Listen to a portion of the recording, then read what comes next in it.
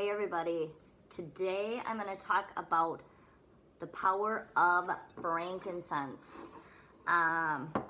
What is frankincense? To begin with, everybody talks about frankincense essential oil. You got to use it for inflammation, you got to use it for anti-aging, you got to use it for immune system.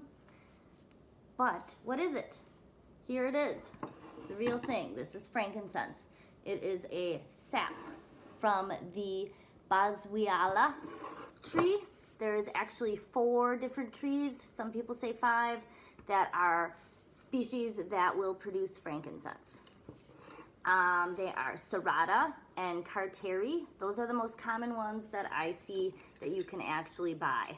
There is 2 other ones, papyrus and Friana, I believe, and I don't know if I'm pronouncing any of those correctly. I'm not Latin.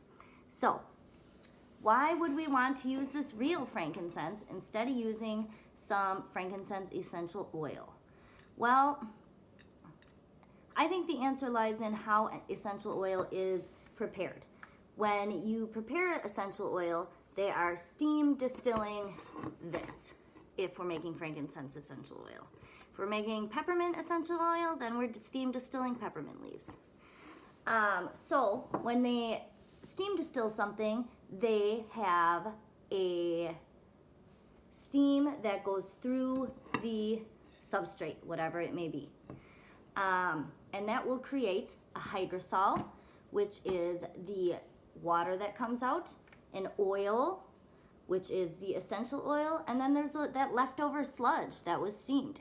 Well, I think that if you can get the real thing and use all the components, why would you be using this essential oil? I'm sure there's something left in that sludge. Something medicinal, something that your body will use.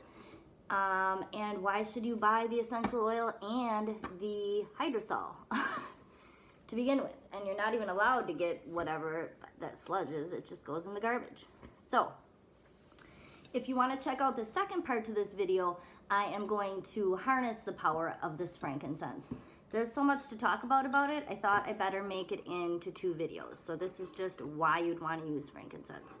And then in the second video, we're going to make a frankincense cream, topical cream. There is people that do take it internally. I do not personally have any information about that. I've never taken it internally. So I'll tell you why people would do it though. So topically, frankincense. It's an anti-inflammatory, so it's anti-aging. It'll soothe and help repair the skin. It would help with cold and flu because it's anti-inflammatory. You can rub it on your chest. It would help with like bronchitis, and just smelling it will soothe those mucous membranes inside. You want to use it for joint pain topically. It will reduce joint inflammation wherever it may be. Also, it will reduce some of that morning stiffness. People have used it for a long time for rheumatoid, arthritis, and other inflammatory conditions. Frankincense topically is good for muscle aches. It may help reduce scars, stretch marks, acne, that kind of thing. You cannot really find as many studies on using it topically, and I feel like that's the case with everything. Even if you get Mederma for scars, the stuff they sell at the pharmacy, I think it's a lot harder to prove when you're using something topically. You can have 2 scars right next to each other and you treat them exactly the same, and one can turn out different than the other in the end, whether you put something on it or not. But people have been using it for thousands of years topically. I wouldn't think that they're doing it for no reason. I have had great success using it myself for joint pain, and I also use it in a anti-aging skincare product that I make. All right, I got a splice.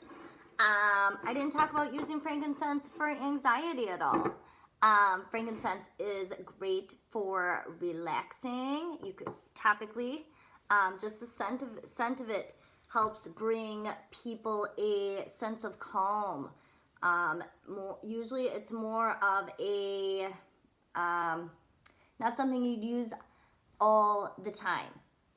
It's more of a last minute fix, right? I feel a panic attack coming on. I feel like I'm having really high anxiety.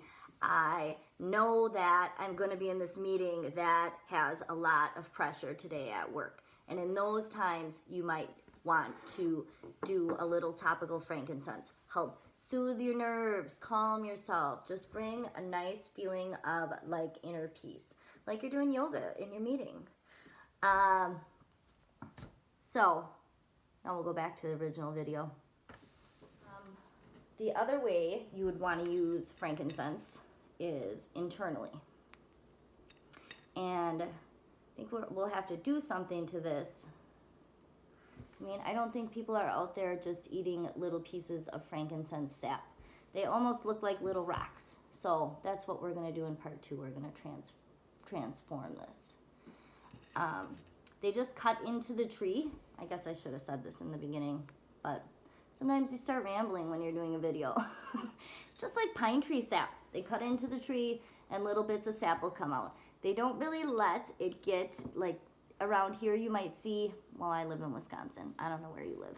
You might see a big glob of pine tree sap, and they always have little tiny pieces, and I think that's because they like to constantly clean off the hole so more and more will come out rather than letting the sap kind of clog that hole. It doesn't hurt the tree at all. So I think I went back and forth there. That's okay. Then, of course, there is your teeth. Is that topically or internally if you want to use it for oral health? I'm really not sure. So I'm putting it right in the middle before I go into internally. It'll help kill germs in your mouth, same as in the air. It'll help kill the viruses floating around the air, help your immune system, right? And that would be using it topically or in a diffuser. It'll kill the germs in your mouth, help with gingivitis. I've heard of people doing it a couple different ways, like making a topical cream and just rubbing it on if they have a bad spot, maybe a canker sore, or maybe all along if they're having a bad gingivitis outbreak. I've never had gingivitis, but I know my niece had a hard time with it once. So is that topically or internally? Probably a little bit of both. But now I'm going to talk about internally. Why would you want to take frankincense internally? There is a lot more studies about that. Internally, it's still anti-inflammatory. Studies have shown that it does help arthritis taking it internally. They'll do a study on patients with, I found it online, with rheumatoid arthritis, and the ones that used the frankincense internally after 6 weeks had less joint pain, less swelling than a placebo. Frankincense internally also will help with your gut function. They have found it to be as effective as, I can't remember the name of what it was, the most popular pharmaceutical for Crohn's symptoms. It worked just as well and it didn't have any side effects.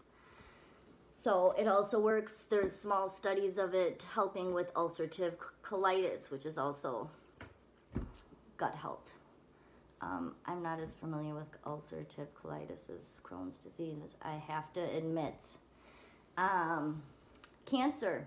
There is test tube studies that say taking frankincense internally suppresses the cell viability to survive the cancer cell. So I don't know if frankincense can tell the difference or if the cancer cells are just susceptible. But in a test tube, frankincense will break down the cell walls of cancer cells, and the cancer cells are at the end of the study, there will be more healthy cells than cancer cells left in that test tube compared to a tube not treated with frankincense. So those are some of the many reasons we would want to use frankincense. if you want to know how to make a topical solution, if you want to use frankincense, check out part 2 of this video, which will be harnessing the power of frankincense, and we will make a frankincense rub, which I use around my house for inflammation. And I actually will make 2 different frankincense infused oils.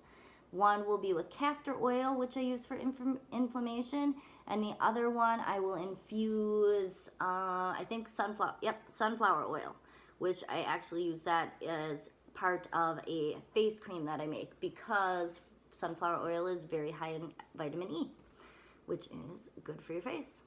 So I hope that you stop in and check out part 2. Otherwise, if you like this video, make sure you subscribe, and if there is anyone out there who has used frankincense internally, comment. Well, if you want to comment and you haven't used frankincense internally, that's fine too. But I'd like to hear from people who have had experience with this. So I hope to hear from you. Check out part 2, and we will talk to you soon. Thanks. Bye.